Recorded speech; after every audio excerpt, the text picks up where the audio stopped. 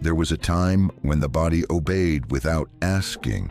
We reached the floor, then rose from it as if gravity had forgotten our name. But now, the body hesitates. The knees whisper before the muscles move. The spine negotiates with the hips. And suddenly, the floor isn't a place we visit. It's something we avoid. It doesn't feel like weakness at first.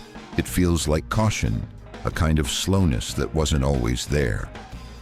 Until one day, you sit on the carpet to reach for something and wonder, quietly, can I get back up without help? That's when you realize, this is not just about strength, it's about trust. I remember a man named An who used to garden on his knees. Then one spring he stopped planting altogether, not because he lost interest, but because he said, the ground feels farther than it used to, and I don't want anyone to see me crawl. That stayed with me, because sometimes we don't stop moving because we're tired. We stop because we're afraid of what it might look like if we fall. But falling isn't the failure. Not getting back up is the grief. And it's not always the body that resists. Sometimes it's the shame of having to ask for help. But here's the whisper behind the science. Your legs remember. Even after years, even after softness replaces power, even after stillness sits in your joints like fog, you can return. Not fast, not loudly, but gently. Try this. Floor recovery ceremony.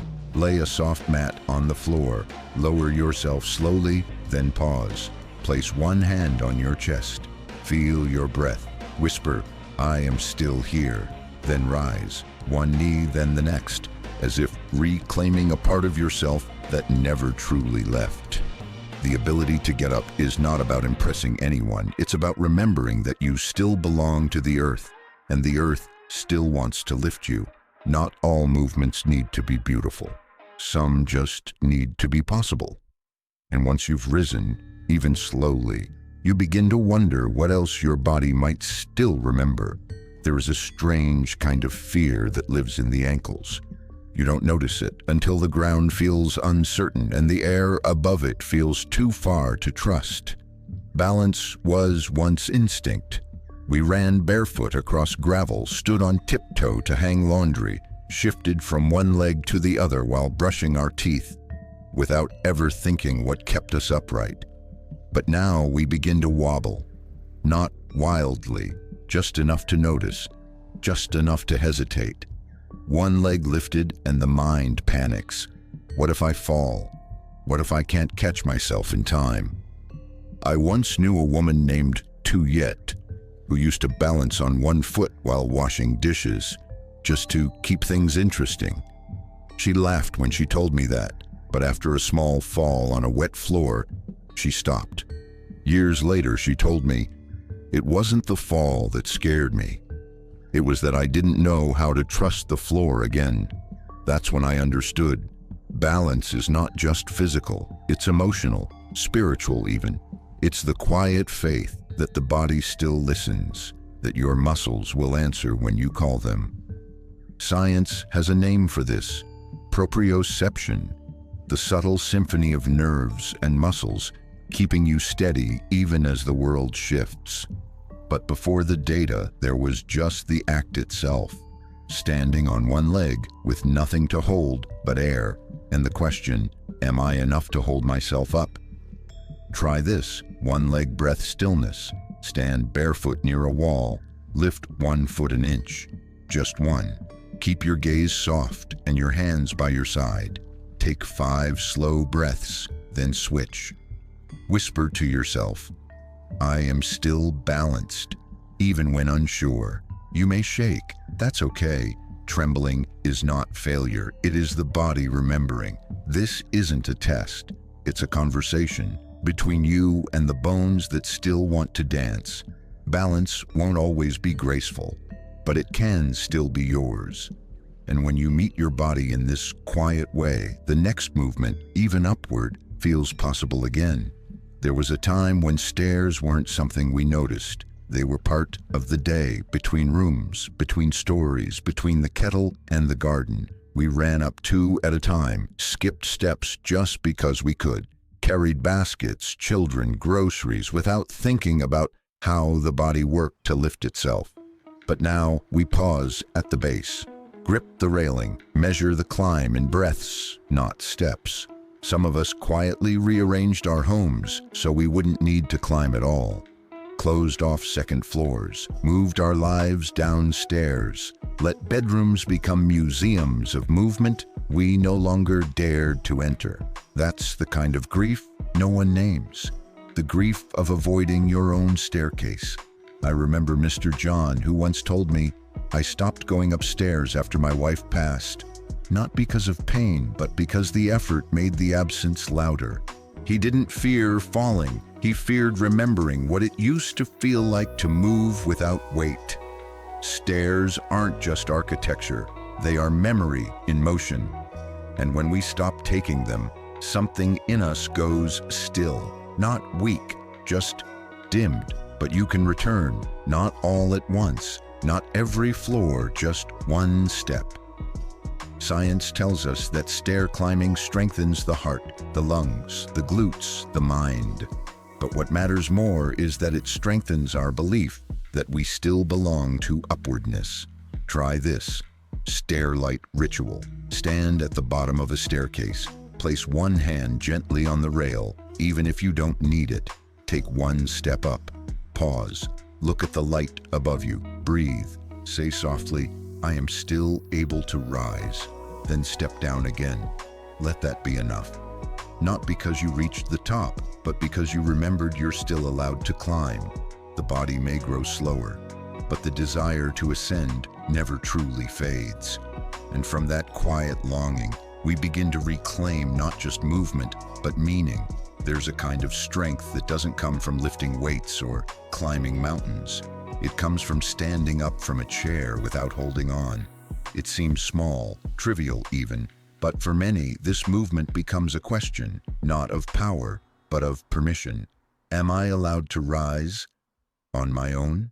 You see, we spend decades sitting and standing without thought, sliding into booths, rising from pews, leaning forward at family tables just to make a point.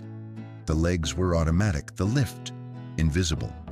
But somewhere between birthdays and backaches, we began pushing off with our hands. Not because we were weak, but because we stopped trusting the motion. And slowly, that trust disappeared. I met a man, Tam, who started timing how long it took him to stand without using his hands. Each week a second shorter. He called it clocking my courage. Because every rise wasn't just a test of strength, it was a vow. I still can. Science frames this as a functional independence test. It's about quads, core, coordination. But we know better.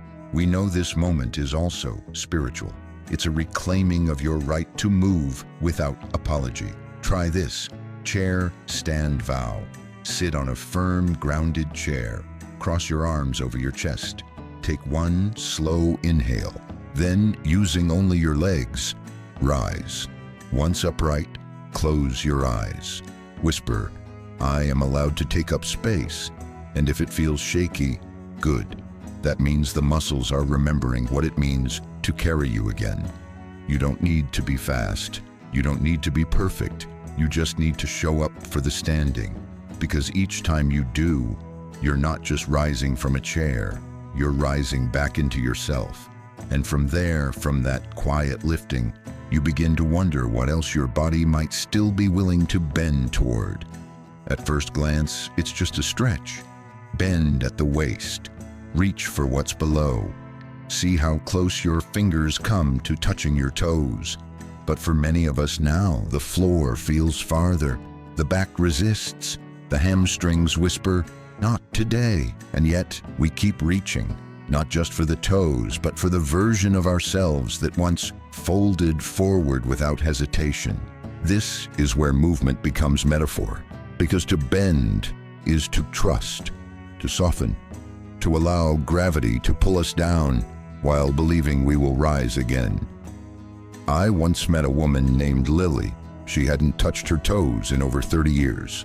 One day she tried, got halfway to her knees before the tension stopped her.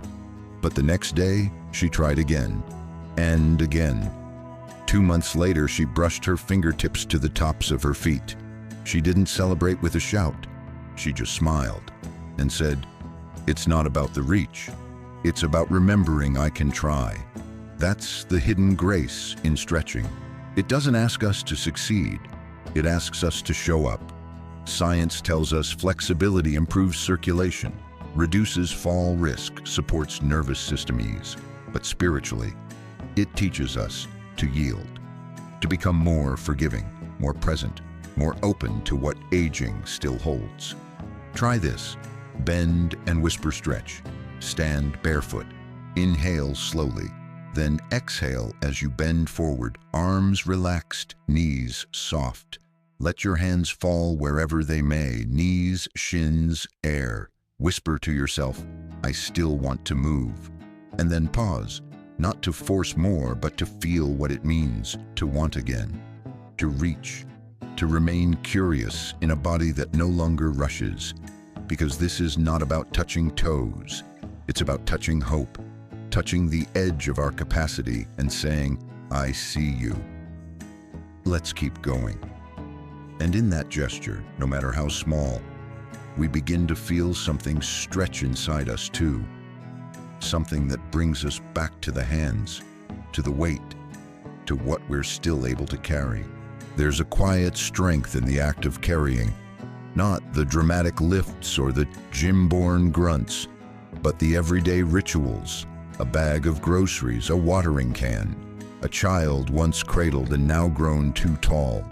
We carry things all our lives, meals to tables, books upstairs, suitcases into strange new homes. But after a certain age, the weight begins to speak back. The arms tremble, the grip wavers, and the hands, once taken for granted, begin to ask, "Can I still hold what matters?" There's grief in that question, not loud, not urgent, just lingering, like the memory of a glass dropped, keys slipped, a bag handed over to someone younger. But maybe it's not about the size of the weight. Maybe it's about the quiet message. I still want to carry something. I still believe in being useful. I remember Sharon, 70, with gentle eyes and hands that used to knead dough for 5. She told me, "It's not the objects I miss carrying. It's the sense of being needed." And so she began holding again, not out of obligation, but out of ritual. A small tote filled with oranges, a watering jug for her balcony garden, a promise to her hands that they still had purpose.